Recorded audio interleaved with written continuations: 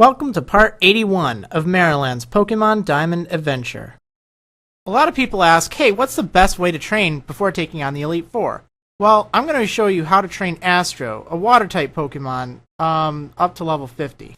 Since Astro is a water-type with Surf, a good spot for me to train it would be at Victory Road, because there's a lot of Gravelers and Steelixes and stuff like that it can hit.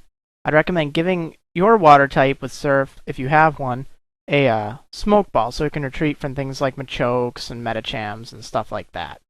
But other than that, it's an alright spot to train, but mainly only for your water types. Or maybe like ground types or something, because you need to be able to hit Gravelers and Steelixes. Those are your main goals, and Onixes too.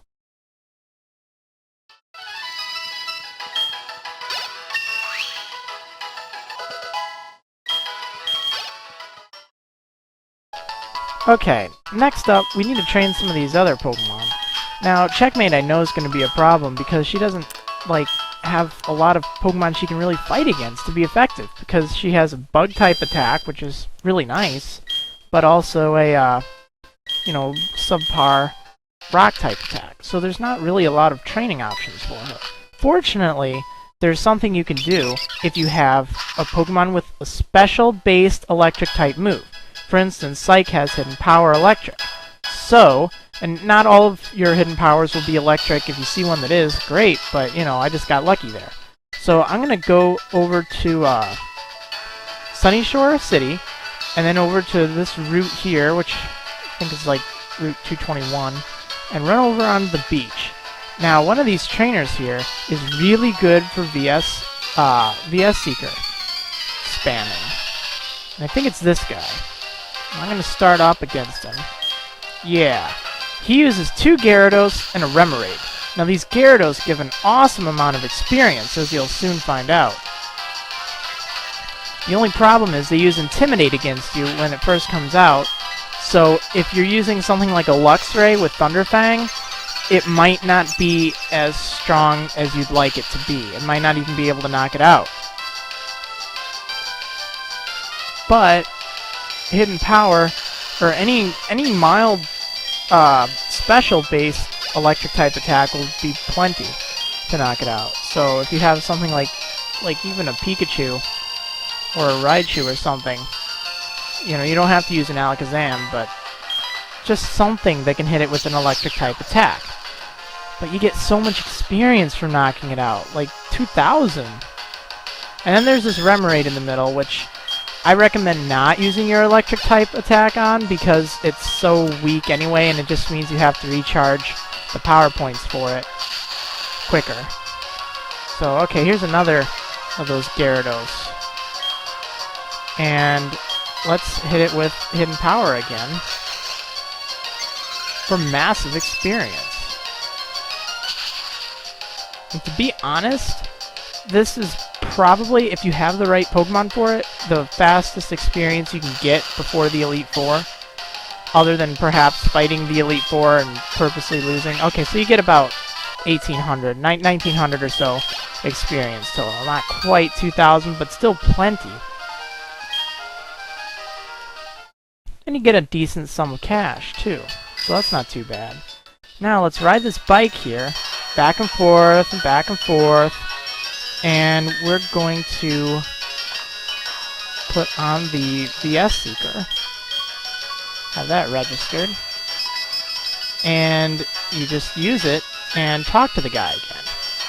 But now instead of let's split this experience up to make it go faster actually, because Checkmate doesn't really have too many viable options to level up. So sharing the experience with Psych here will be very helpful for her. Now, let's just keep repeating the cycle and leveling up pretty quick. Well, 3 down, 2 to go. We still need to get Marriland and Gojira up to level 50, so I'm going to start with Marriland. First things first, let's take that experience share off of Checkmate there, because we don't want her getting any more experience. Now, let's give Marriland a good item to use. I don't think I have anything really that good for a fighting type Pokemon here, unfortunately, so let's just take a peek. Plus it shows you all the items I've gotten so far. I try to avoid using them or getting rid of them or something, so Let's just see here. Look at all those skull fossils. Yep, there's nothing really here for you. So, everyone all set? What we got here? Oh yeah, the amulet coin. That's what we need. We'll give that to Marriland. Since I'm thinking I'm going to be VS Seeker spamming, since that's a good way to get experience. Now, there are several places you can go if you're using an Infernape, and since a lot of people will be using an Infernape at this point, this might be very relative to you. I'm gonna go with, there's this one Lopunny trainer. It's just one trainer, all she uses is a Lopunny. It's like level 43, and you can usually take it out in one hit with Brick Break, or Close Combat, I think. So that's good for VS Seeker spamming, and it gives you like 1300 experience, I think. Now it's a lot better than fighting at Victory Road because you have total control over the amount of steps. I mean, you know, instead of having to run from things that you can't really take or you can't handle, you're just limiting it. Okay, it's just this trainer. I know how much I'm gonna get. It's a bit more of a simplistic grind. Alright. Now there's also a trainer to the west of here. To the west of the beauty girl there, right there, that dude. He just uses a Luxio, but he gives you, like, if you use an amulet coin, 13,000 Pokédollars if you beat him. He just gives you less experience and can sometimes use swagger, which confuses you, so that might not be fun if you're looking to train. But if you can one-hit KO it and you're faster than it, it's a great way to get some money. Now anyway, here is that Lopunny I was telling you about. Now, we're really close in level, only a 2-level difference, so I'm going to use Close Combat rather than Brick Break and hope that that knocks it out. The downside is Close Combat has only 5 power points, so I don't really want to have to be running back to the Pokemon Center after every 5 fights. So ideally I'd rather be using Brick Break. But just as long as you find something that can one-hit KO this... Oh wow, it actually gives 1600 experience. That's pretty good. It has a bit sturdier defenses than you would think at first, but remember, you can actually take it out with quite a few different things. It's a good Pokemon to VS Seeker spam, and it's just one Pokemon, so it can go pretty fast.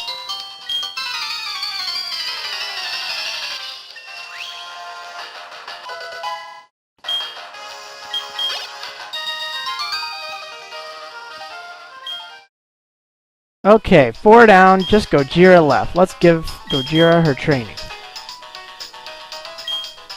Bada bing! Yep, sorry to disappoint you. I had 4 rare candies there, and she only needed to gain 4 levels, so I'm just going that route. Let's see.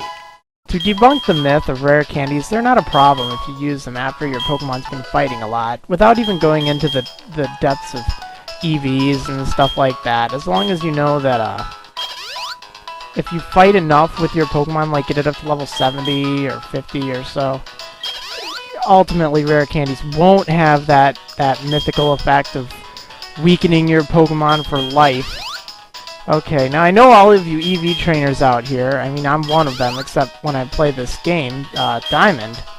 It just must drive you batty with me using all these vitamins on these guys. But, you know, hey, I'm not EV training any of these Pokemon here. It's just to help them out a little bit, because I have them, and hey, we're going up against the Elite Four, right? Might as well use this stuff. I mean, when you get to competitive battling, you know, you'll know better. Okay, so let's see. Gotta make sure we have sufficient supplies.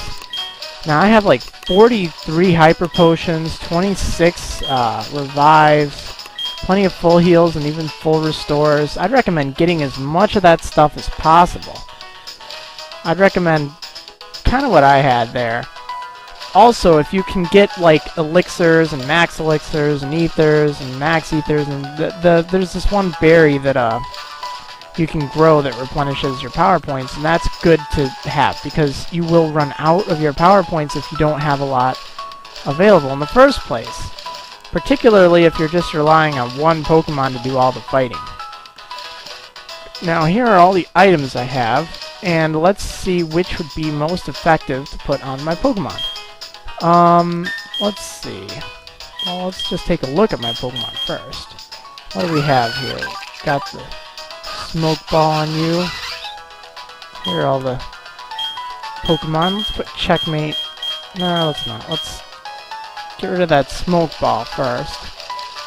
We'll give you the splash plate, because that'll help your surf do more damage.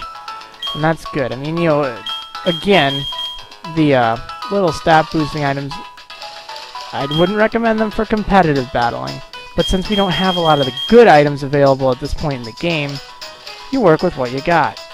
Now you can find a bunch of plates like underground and stuff if you dig for them, so they can always help boost your the damage you do with your attacks. I'll give black glasses, which are essentially the same thing, to Gojira, so Assurance will do a little bit more damage. And that could come in handy against one of the Elite Four members who uses Psychic-type Pokemon. Now, for checkmate, my Vespiquen here, trying to decide between the Stone Plate and the Razor Claw is a tough one. I think I'll go with the Stone Plate for right now, but I might switch it out later, because I want to do something first.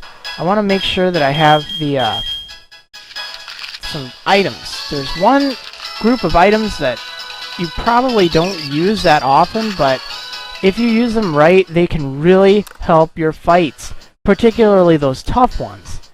And this one that I'm talking about, or the tough fight, is against the Elite Four. And I've been thinking a lot about it, and I know I'm going to need them. So if you are having troubles, you might want to look into getting some of these for yourself, because they can make or break the fight if you use or do not use them. It's these X items you've probably been getting over the while.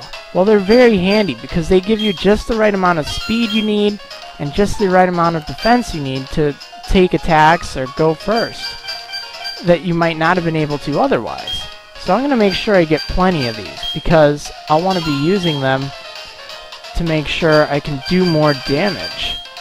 And particularly with Checkmate, I think she's going to be a real star player here because she can use Defend Order to raise both of her defensive stats.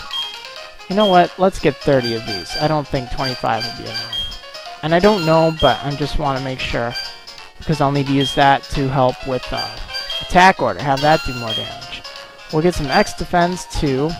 Probably don't need any guard specs. Dire Hit, maybe, could come in handy. Just in case you want to do, have a better chance of hitting a critical hit, which can make all the difference in the world. And between that and if I do go with the Razor Claw, it could be really nice critical damage. And let's see, we're fine there. Oh, here we go. We need some special defense. That's special defense. So, okay. And they're not even too expensive, too, which is pretty handy. You can get a whole bunch of them probably at this point in the game. So, make sure you have enough, particularly ones that raise your defense, because you can use that and then like a Hyper Potion or something, or just keep raising your defensive stats, and you'll be good. It's just if your opponent scores a critical hit against you, it gets around any defensive boost, so you have to be very careful that they don't get a critical hit. That's very important, because that can just ruin your strategy. Now, we got some TMs here. These are the cheap ones you can buy unlimited copies of, and they're not too expensive. You can always get more at the, or better TMs at the game corner, but I don't really feel like getting any of these right now. I already have Fire Blast on Marriland and Blizzard on Astro, and I think I should be good. So, I'm gonna leave that be for now. Let's see, well, I guess that's all the shopping we need to do. What should be on your checklist is you need to make sure you have, like, 30 or 40 Hyper Potions. I recommend Hyper Potions because they're really awesome and price effective. You'll want probably 25 Revives, just in case, because reviving is really helpful. You can always send something out and use a revive on that turn to bring one of your Pokemon back, so that's nice. You'll want some full restores, like maybe 10 or 15. You'll want, here, just take a look what I got here. Kind of like this. I even recommend some full heals, too, just because you might not want to use a full restore. I don't know why you wouldn't, but, whatever you've got, really. Now for your Pokemon, If you've got your Dialga or Palkia, and I recommend Azelf, you can use them, but I'm gonna be kind of stubborn and not use them, just in case you don't like using legendaries. I personally don't. I think they kind of, at least for in-game purposes, it's like, why use it? You know, it's everyone else uses them. They're so much better. I mean, why not try to do something challenging for a change? If you are struggling, though, feel free to use them. There's no shame in that. So, that's it. I would recommend you take this moment to save your game and get ready to fight against the Elite Four.